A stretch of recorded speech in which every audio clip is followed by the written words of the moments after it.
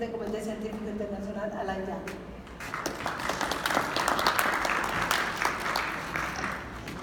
Gracias, Mariela.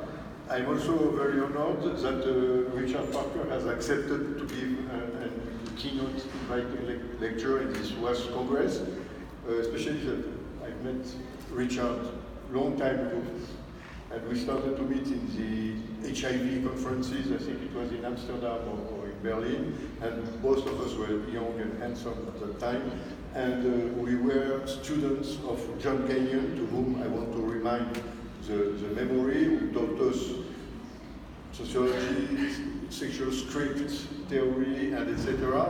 Then we continued to work more or less together, and Richard started a career at Columbia University, but at the same time he had also a life in Brazil, in Rio de Janeiro, and he published an important book, Corpus y Prazeres, Body and Pleasures, about 20 years ago. And then you published also another book called Beyond Ecuador, which are very sound anthropological books. So beyond his career at the Division of Social Medical Science at Columbia University in New York, Richard started a career in Brazil as chair of the ABIA organization, Brazilian Interdisciplinary AIDS Association, in which I think you are still the chair or an important member of that association. And for a few years he was invited professor at the Institute of Social Medicine at the University of the State of Rio de Janeiro. So he has a long life, and a long life partner also, Baba, who is taking picture in the audience, and then back and forth between the New York and Rio de Janeiro, and currently he is senior invited professor at the Federal University of Rio de Janeiro. So it's my extreme pleasure to invite Richard to come to talk.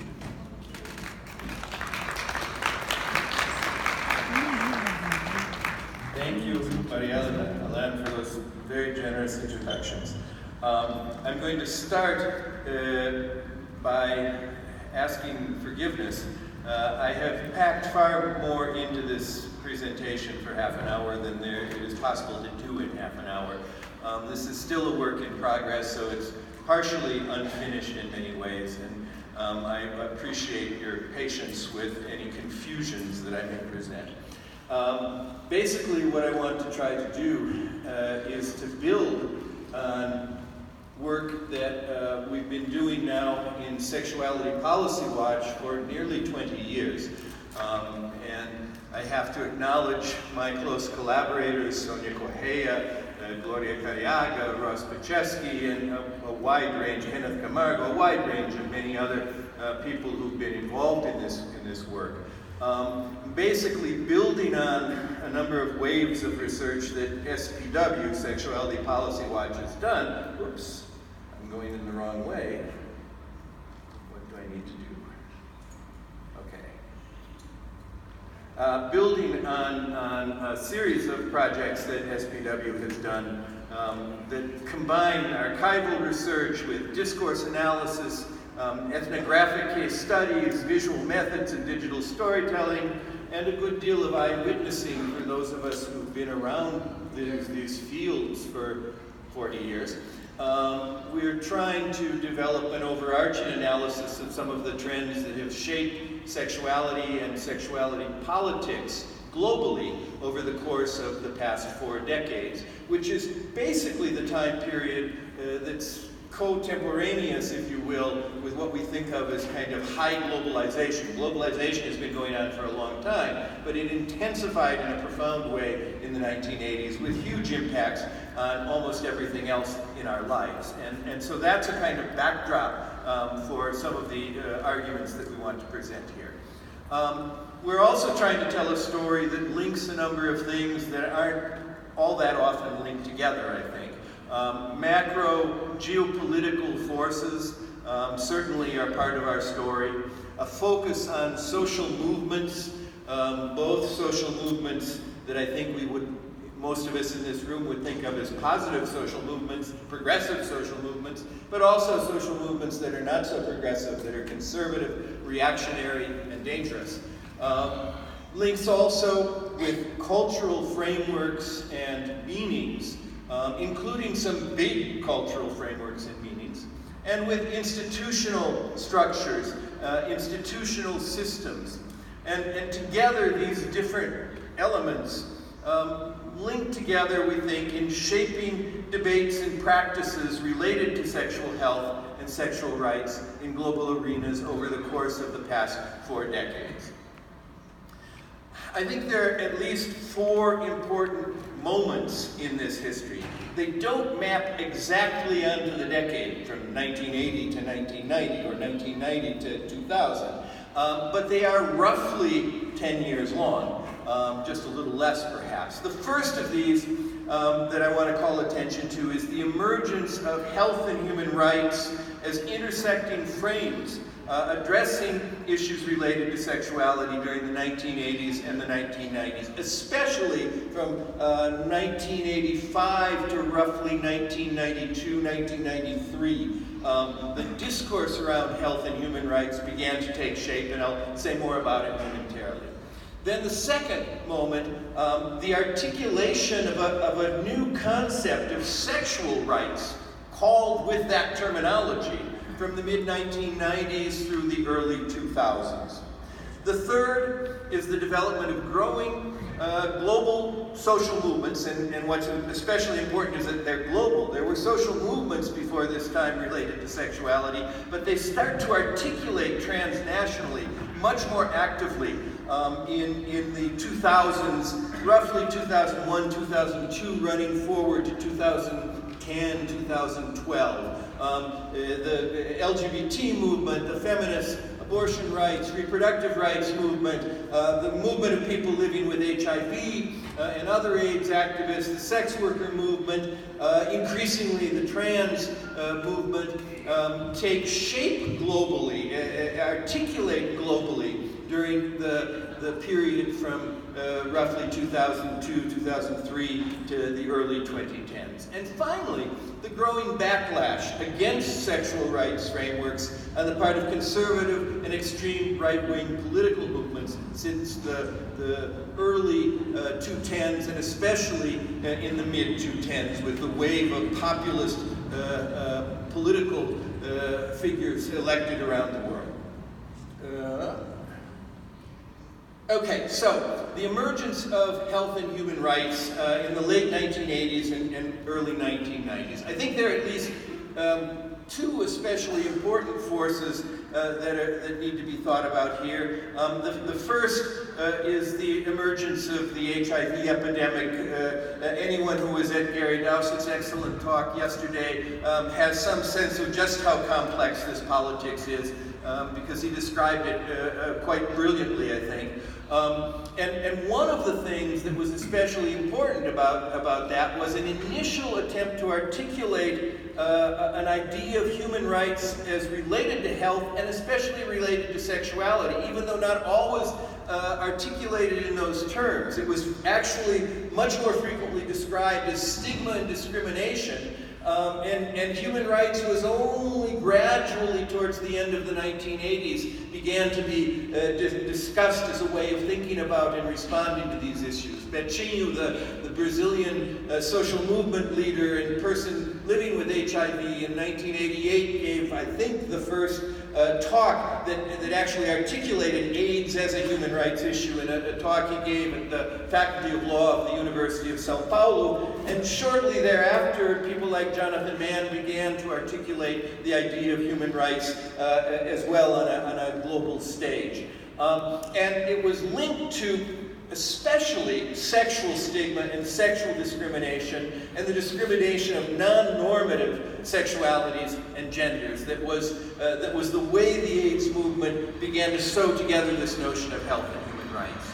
That was happening at roughly the same time that a revolution or paradigm shift began to take place in the population field, which since the end of World War II had been basically focusing on population control and was rightly criticized by the feminist movement in profoundly effective ways. It began to rethink itself in the 1980s, and especially the late 1980s, as it began to make the march to the Cairo Conference that would happen in 1994. It began to rethink itself as a field of reproductive health and reproductive rights, rather than a field of population control.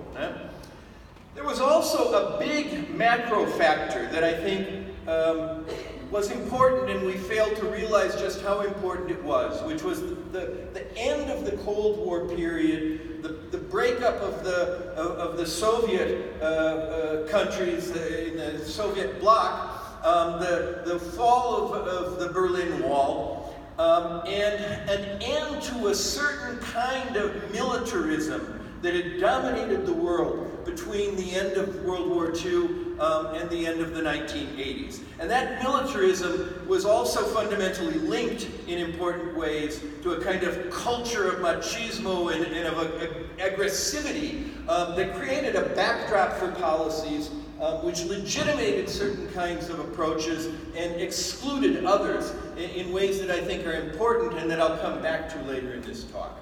And then the key role at the end of this phase of the UN conferences that emerge out of the end of the Cold War, opening up new possibilities for how we might think about issues of security in a post-Cold War world. You know, the Vienna Conference in 1993, which was absolutely crucial for coming to think about health and human rights as the key for thinking about HIV, for example. The Cairo Conference, where the paradigm shift is announced as a triumph to the world, and of course the Beijing Conference, which is where we finally managed for the first time to get sexual rights as a term into an international document. Until then, it had been proposed in places like Cairo, but it had always been scratched out before the final document was approved.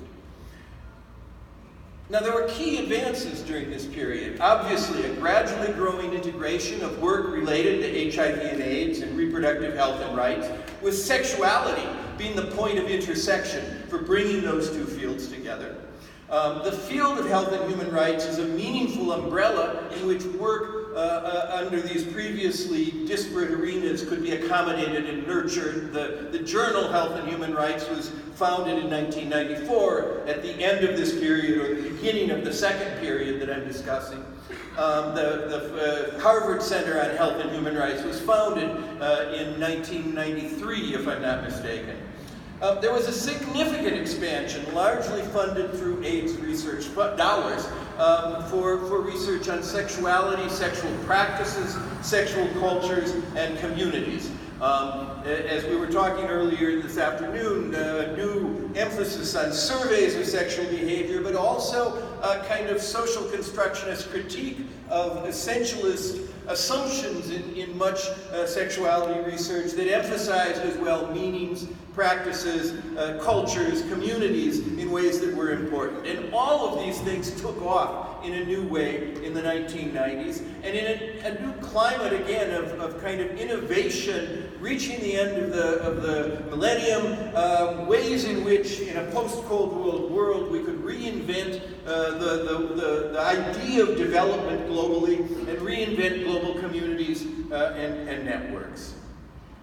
In this period, sexual rights really began to come of age. Ross Pachesky years ago described it as the new kid on the block in the expanding scope of human rights thinking, because of course human rights is a long history of trying to expand the meaning of what should be considered as relevant human rights issues. And the 1990s was really the decade of sexuality coming to the fore in that respect. At both Cairo and Beijing, the conferences served as a focus for activism and for advocacy around issues of sexuality, sexual health, and sexual rights.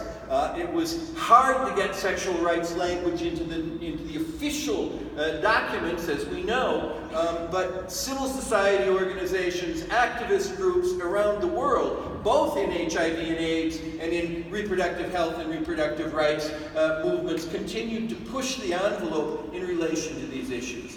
There was also a further expansion of sexuality research and programs and of institutional spaces. I've been struck in trying to write about some of these old memories, how few institutional spaces there were in the 1980s, and how they began to explode in the 1990s, to open up new places where we could talk, where we could address these issues, where we could begin to flesh out what an idea of sexual rights might mean, for example.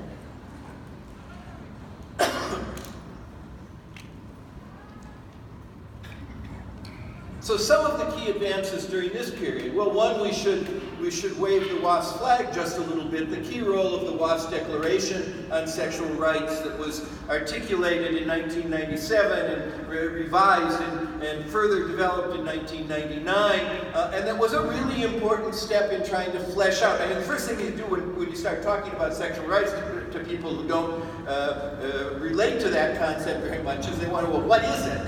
And the WASP Declaration was a really important attempt to start to specify what should come under the umbrella of this notion of sexual rights.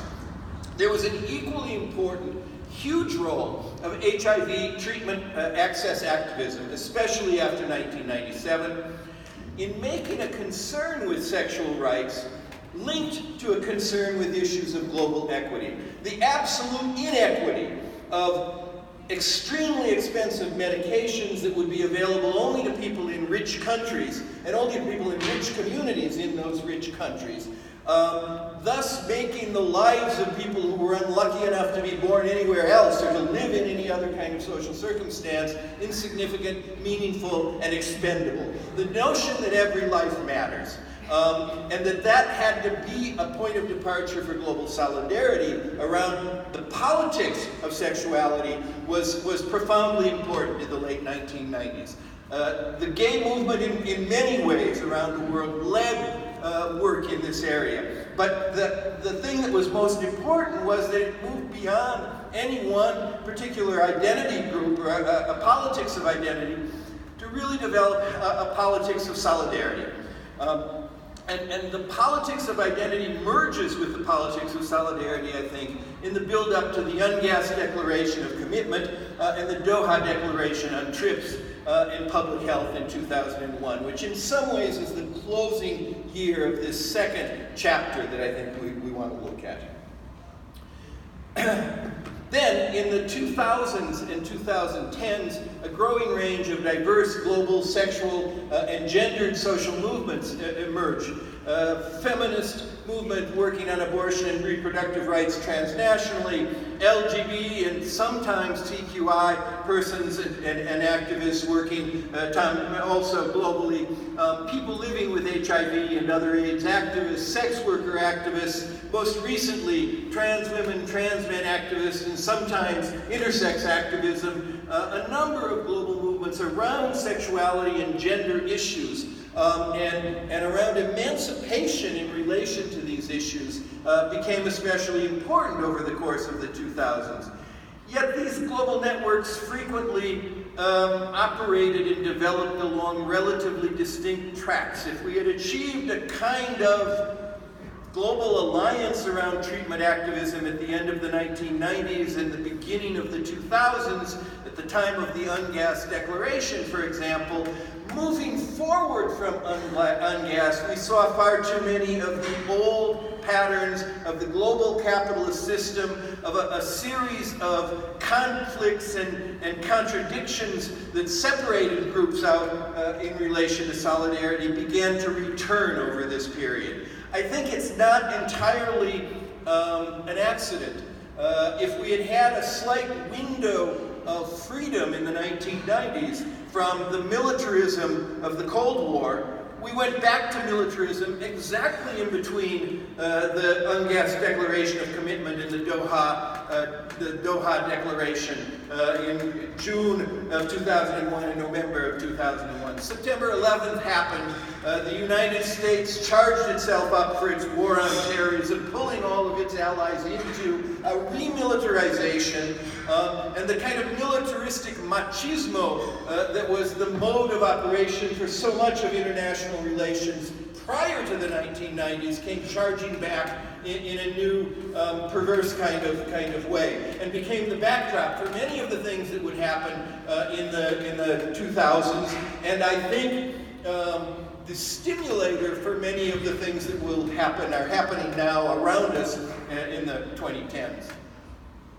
During this period, it isn't that advances totally fell apart. We continue to see some advances in the discussion of sexuality in the public domain, and in some of the most important policy debates at the highest levels. I never would have imagined in the 1980s or the 1990s even that you would have US presidents talking to their allied leaders and whatnot about issues related to sexuality. But in the 2000s, certainly you had issues of sexuality being discussed as legitimate policy issues in all the global fora of the world, in different ways that we wouldn't always agree with, but nonetheless taking on a policy importance that it never had before.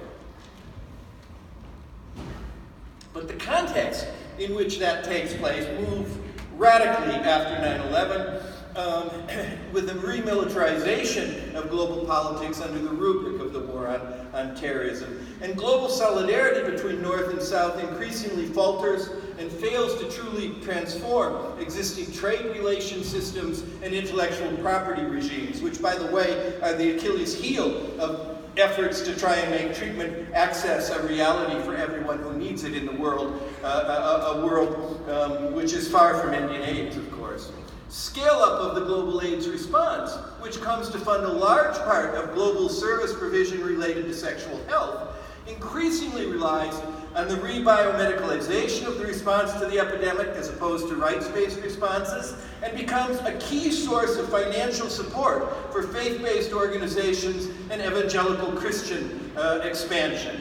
WHO in 2004 estimates that 40% of the health services for people with AIDS around the world are provided by faith-based institutions. That has only grown since then with the funding that PEPFAR has pumped into evangelical Christian and well, they say it's pumped into faith-based organizations, but essentially it's pumped into evangelical Christian organizations around the world.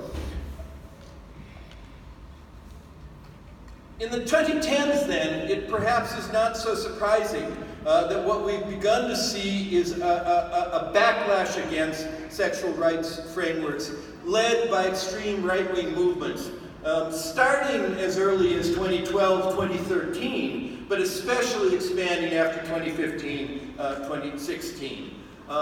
In this what I call the tumultuous 2010s, we see waves of political protest and unrest. In 2013, the Arab Spring, Occupy Wall Street, and I could name a half a dozen or more other similar examples as protests spread around the world. It was very hard reading through a glass darkly.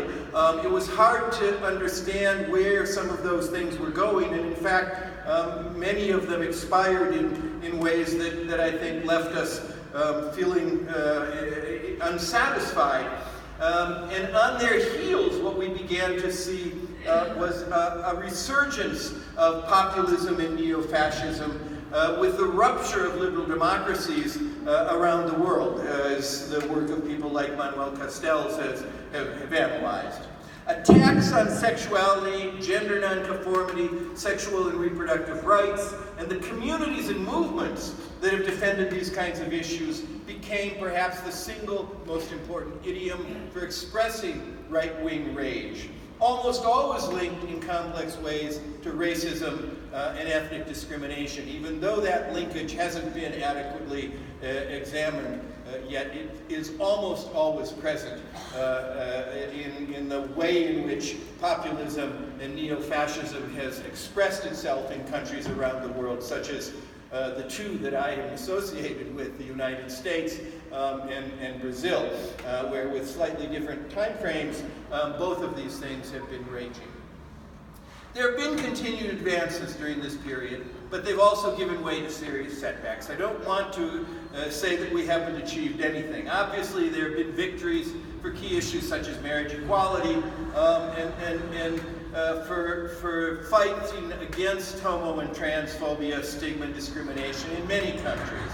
The Me Too movement and modest advances in struggles against sexual and gender aggression and harassment coexist with the unprecedented attacks on the so-called ideology of gender, which have become a focus for right-wing and religious conservatives. One of the outstanding sessions at this conference focused on that, on the issue of the attack on the ideology of gender, and at least, according to what I've heard in rumors, at least one session at this conference was canceled because of threats in relation to the realization of the event, although the story is still not entirely clear to me. But it's an issue that is clearly at front and center right now of battles that are being waged.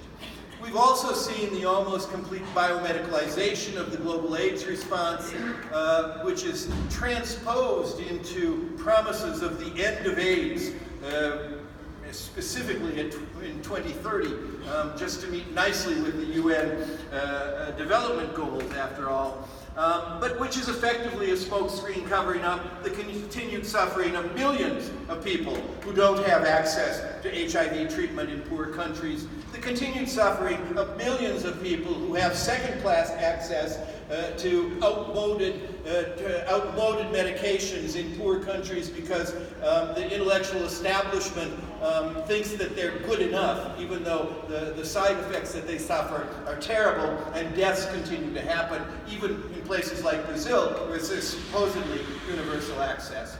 It also continues to cover up, the end of AIDS discourse covers up the fact that no one has access to prevention as a right of citizenship in any country that I know of. So we've achieved some things in terms of access to treatment, but in rights language we might think of as negative rights to avoid the suffering involved if you don't have access to treatment. But we've done very little in achieving positive rights of accessing sexual pleasure as something legitimate for people to have without having to expose themselves to infection from viruses like HIV. So the last period that we've lived to has been a very difficult one. This is obviously a story that's still unfolding, and so there is no conclusion here. The point of seeking to lay out and analyze these four distinct moments isn't really to reach a conclusion.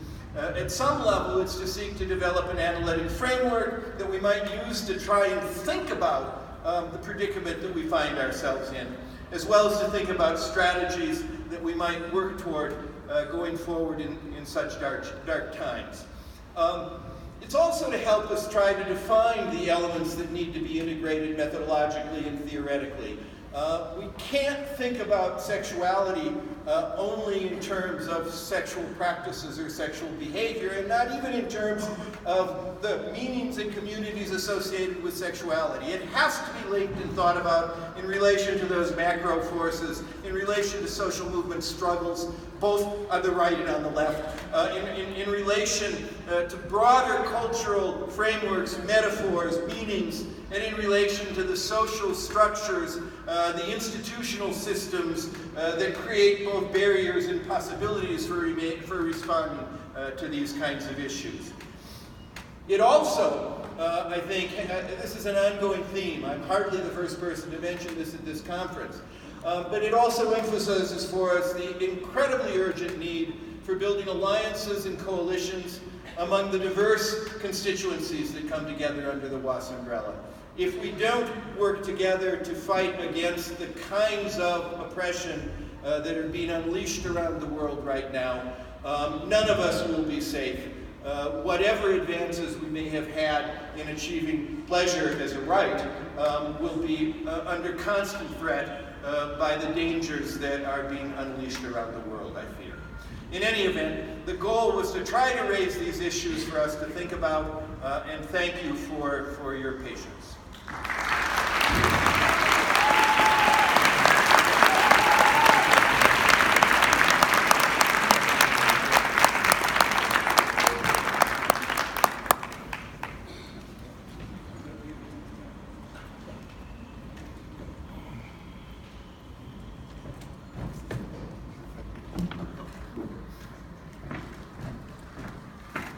Thank you, Richard, for this very stimulating paper.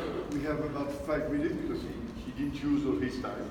So we have 5 minutes for a couple of questions from the audience. If someone wants to ask a question to Richard, someone here.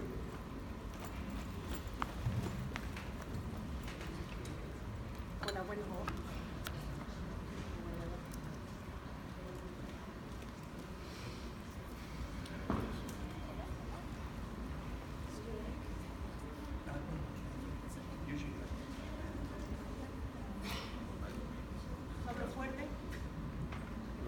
Would you like to come? Sí, go. Así a capela.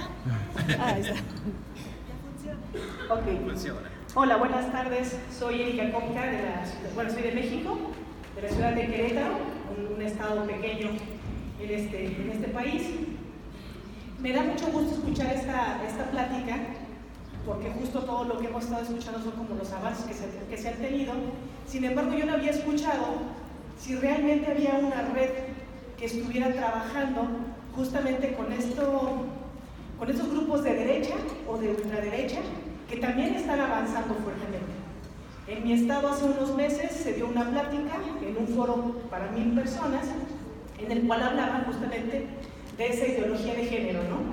Y cómo justamente médicamente profesionales de la salud le fueron a hablar al estado de Querétaro de lo mal que estaban haciendo eso. Y que esos tipos de movimientos de personas que trabajan con sexualidades, pues son personas que quieren hacer a sus hijos homosexuales, o son personas que quieren justamente infectar a la niñez de VIH-Sida.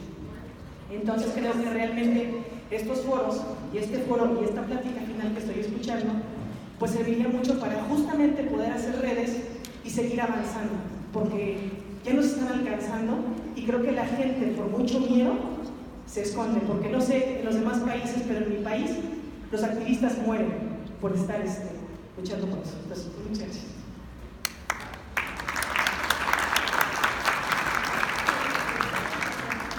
Hola.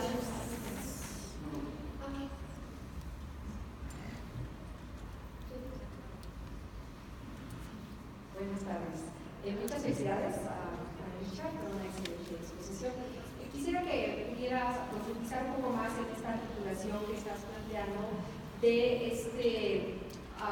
masculinidad ligada a la guerra, a la militarización, que ha tenido como momentos cívicos, ¿no? Y en este momento estamos presentes en estos países populistas que están haciendo uso de este discurso como de la guerra. Entonces, ¿qué es lo que tenemos? ¿Cómo podemos hacer esa articulación o esa profundización de ese tipo de masculinidad? Gracias. ¿Qué tal? Buenas tardes. Rocío Quintana, Mérida, Yucatán.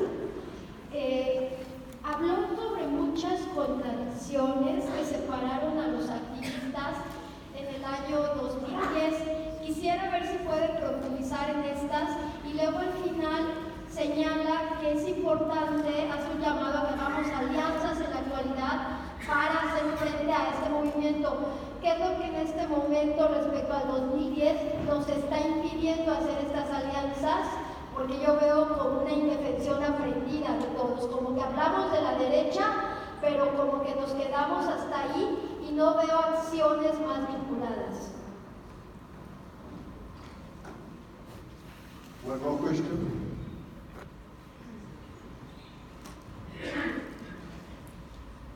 Es indudable que cualquier tema tiene un entorno que puede ser local, puede ser a nivel nacional, puede ser a nivel mundial. Pero a mí me parece que también hay que incluir en este tipo de congresos más profesiones, justo por lo que estamos viviendo. Aquí vemos muchos psicólogos, muchos psicoterapeutas, hay médicos, menos que nosotros, hay psiquiatras. Pero justo ante esta situación y lo que se vive en todo el mundo, pues, que es lo que yo escucho, la dificultad para educar, los prejuicios, todo eso que hemos estado escuchando. Me parece que sería conveniente que nos dieran una visión desde esos campos donde no estamos especializados. Escuché pocos abogados, pocos juristas, politólogos, economistas, que esto, ahorita con esta ponencia, que yo agradezco mucho, a mí me invita a verlo de un modo más amplio. Y queramos o no, también estamos en un ambiente muy plural. Esta parte de la educación, la salud sexual, es un ambiente muy plural que tiene que incluir otras profesiones.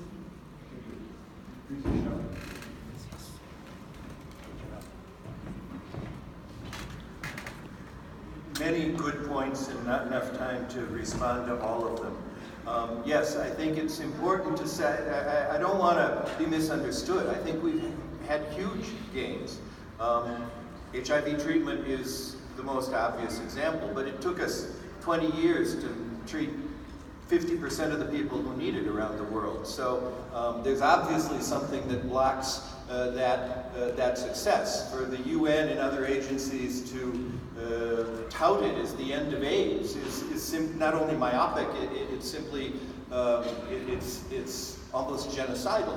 It's cruel and unusual punishment. So we need to talk in every area, and that's just one example. In every area, we need to talk about the things that are not going so well. We can't just pat ourselves on the back. The issue of masculinity, war, militarization is something that I've only started thinking about fairly recently as I've looked at some of these kinds of trends and breaks that I looked at and associated with them with some of the trends that have happened in terms of global military patterns. And again, I don't want to, I'm not arguing that there was no militarization of things in the 1990s, for example. There were tons of wars going on, genocides, but they were localized wars that were not legitimized by a kind of global ideology of this war, this vision of war is the way things are and the way things should be, and it justifies everything else that we do in terms of our policies. It's that large-scale justification of militarization that I think is especially damaging. The literature that's looked at militarism in gender, for example, in an earlier period of time, it mostly comes out of the 1990s and at best the early 2000s. There's been very little work recently that looks at that. Partly it's because, at least in some countries like the United States, there's almost a pressure to not raise any question about the troops and the war on terror and all of its positive things. You line up and let the troops onto the plane first. It colors everything that one does, and it's difficult for people to break through that, to start taking it apart in critical ways, the ways that I think it needs to be done. And I think it's something that has just fallen out of style in terms of academic investigation, but it should come back into style because I think there's some really important things that it conditions in terms of what's possible politically in different places. On contradictions, alliances, rights movements, the building alliances is the toughest thing there is. And as I was preparing this talk, I actually went back and looked at a paper that I wrote at I think it was for the Second International Conference on Health and Human Rights, and there was a panel on gender and sexuality. And what I emphasized was the ruthless effectiveness of the other side, of the people who promote the dangers, and how much better they have done than we in terms of building alliances. So I think it has to be a major priority for us in the future. There's one more question that I can't answer because I'm out of time, but the broader, the better. If we don't make this broad, we lose too many things that are important. Thank you very much.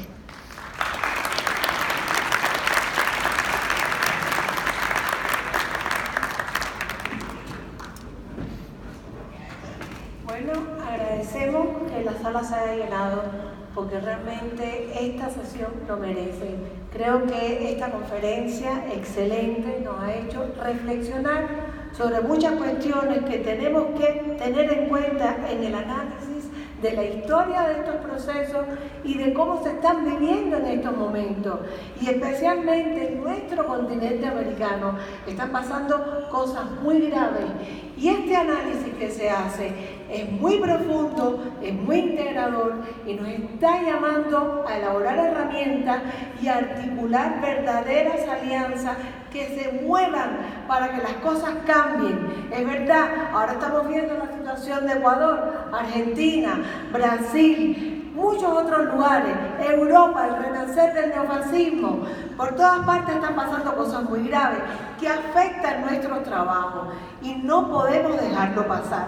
Tenemos que articular ese frente antifascista que se movilizó previo a la Segunda Guerra Mundial y que en estos momentos está llamando a todos los profesionales de todos los ámbitos de la ciencia para que nos enfrentemos a este posicionamiento del fundamentalismo religioso que se ha inventado ese término de ideología de género para demonizar a las mujeres y al pensamiento más revolucionario que ha dado la historia, que es el pensamiento marxista. Muchas gracias, presidente del Comité Científico Internacional y profesor, porque además permitirme hacer estas conclusiones. Hasta luego.